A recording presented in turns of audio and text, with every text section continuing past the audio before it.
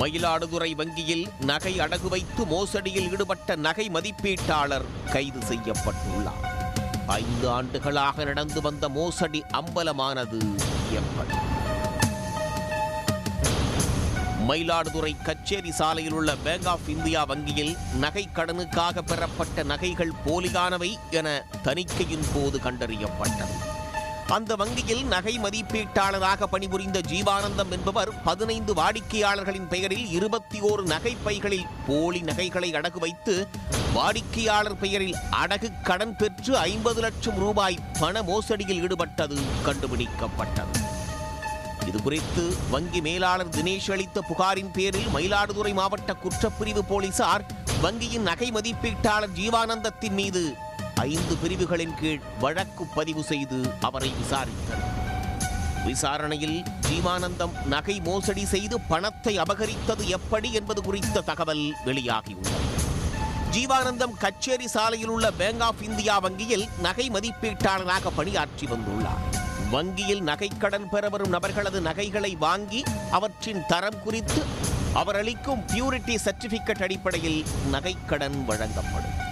கடந்த 2015ஆம் ஆண்டு down station பகுதியில் ஜீவானந்தம் வீடு ஒன்றை கட்டி வந்துள்ளார். அந்த வீட்டை முழுமையாக கட்டி முடிப்பதற்கு நிறைய பணம் தேவைப்பட்டுள்ளது. ஓராண்டாக யோசனை செய்து போலி நகைகளை வைத்து மோசடி செய்து வங்கியில் பணம் பெறலாம் என்று திட்டம் தீட்டி வந்துள்ளார்.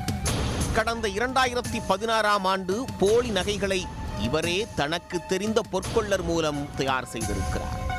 முழுவதும் கவரிங் நகையாக இல்லாமல் மேல் பூச்சில் தங்க முலாம் பூசி போலி நகையை தயாரித்துள்ளார். உரசி பார்த்தால் கண்டுபிடிக்க முடியாத அளவிற்கு அதனை உருவாக்கியுள்ளார்.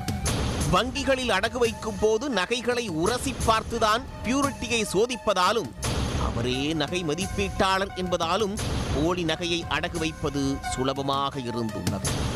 போலி நகையை தயாரித்த பின் ஏற்கனவே நகைக்கடன் வாங்கிய நபரை வரவழைத்து வட்டி கட்டாததால் நகை மூழ்கப் போகிறது என்றும் அதை திருப்பி மீண்டும் அடகு வைத்துவிட்டு செல்லுங்கள் என்றும் கூறுவார்.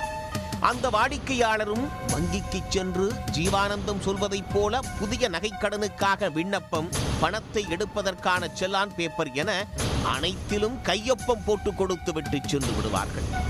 இந்த செயலை அனைவரிடமும் செய்யாமல் வங்கி பரிவர்த்தனை விவரங்கள் குறித்து பரிச்சயமில்லாத, போதிய கல்வி அறிவு இல்லாதவர்களை குறிவைத்து இதனை செய்திருக்கிறார்.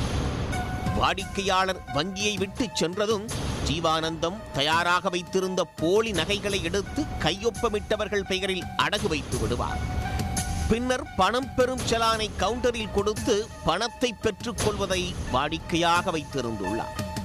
இதே போன்று போலி நகைகளை வைத்து தொடர்ச்சியாக மோசடி செய்யாமல் வருடத்திற்கு 2 அல்லது 3 முறை என தனது பண தேவைக்கு ஏற்றாற்போல் 2 லட்சம் ரூபாய் முதல் 3.5 லட்சம் ரூபாய் வரை எடுத்து இந்த மோசடியில் ஈடுபட்டு வந்துள்ளார். அதிகாரிகள் சந்தேகப்படாத அளவிற்கு திறமையாக இந்த மோசடியை அரங்கேற்றியுள்ளார். தனிநபராக நடைபெற்று வந்த மோசடியில் ஓய்வூதியம் பெற்று வரும் களியமூர்த்தி என்ற நபர் பெயரில் 4 லோன் போட்டு 12 லட்சம் ரூபாய் வரை கடன் பெற்றுள்ளார். 2016ஆம் ஆண்டு முதல் 2022ஆம் ஆண்டு வரை இவர் 15 நபர்களது பெயரில் 21 நகைப்பைகளை வைத்து 50 லட்சம் ரூபாய் வரை மோசடி செய்துள்ளார். மோசடி பணத்தை வைத்து தன்னுடைய வீட்டை கட்டி முடித்துள்ளார். வீடு கட்டியது போக மீதம் நிறைய பணம் இருந்ததால் அதை வெளியில் வட்டிக்கும் கொடுத்து காசு பார்த்து வந்துள்ளார்.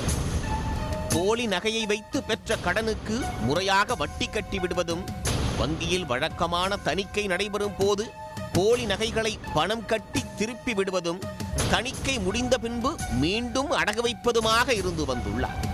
இந்த நிலையில்தான் வங்கியில் திடீரென்று அடகு நகை தணிக்கை செய்யும் பணி நடைபெற்றுள்ளது. அப்போது போலி நகைகள் அடகு வைக்கப்பட்டிருந்தது தெரிய வந்தது. இதுகுறித்து வங்கி மேலாளர் திடுக்கிட்டு தீவிர விசாரணையில் இறங்கியுள்ளார். போலி நகைகள் வைத்த நபர்களது வீட்டிற்கு சென்று வங்கி அதிகாரி கேட்டபோது இது தங்களுடைய நகை இல்லை என்றும் தாங்கள் இந்த கடனை பெறவில்லை என்றும் தெரிவித்ததோடு வங்கிக்கு சென்று தகராறும் செய்திருக்கின்றனர். அதன் பிறகுதான் வங்கி மேலாளர் போலீசில் புகார் அளித்திருக்கிறார். இதையடுத்து ஜீவானந்தத்தை கைது செய்து போலீசார் சிறையில் அடைத்தனர். மேலும் ஜீவானந்தம் அளித்த பியூரிட்டி சான்றிதழ் படி நகைக்கடன் வழங்கினாலும் அதை சரிவர கவனிக்காமல் அலட்சியமாக நகைக்கடன் வழங்கும் பணியில் இருந்த 3 அதிகாரிகள் கவனமில்லாமல் இருந்ததால் அவர்கள் மீதும் வழக்கு பதிவு செய்யப்பட்டுள்ளது. வங்கியில் பணிபுரியும் நகை மதிப்பீட்டாளரே போலியாக நகை செய்து அதை வங்கியில் அடகு வைத்து மோசடியில் ஈடுபட்ட சம்பவம் மயிலாடுதுறையில் பெரும் பரபரப்பை ஏற்படுத்தியுள்ளது. உடனுக்குடன் செய்திகளை தெரிந்து கொள்ள சன் நியூஸ் பெல் ஐகானை கிளிக் பண்ணுங்க.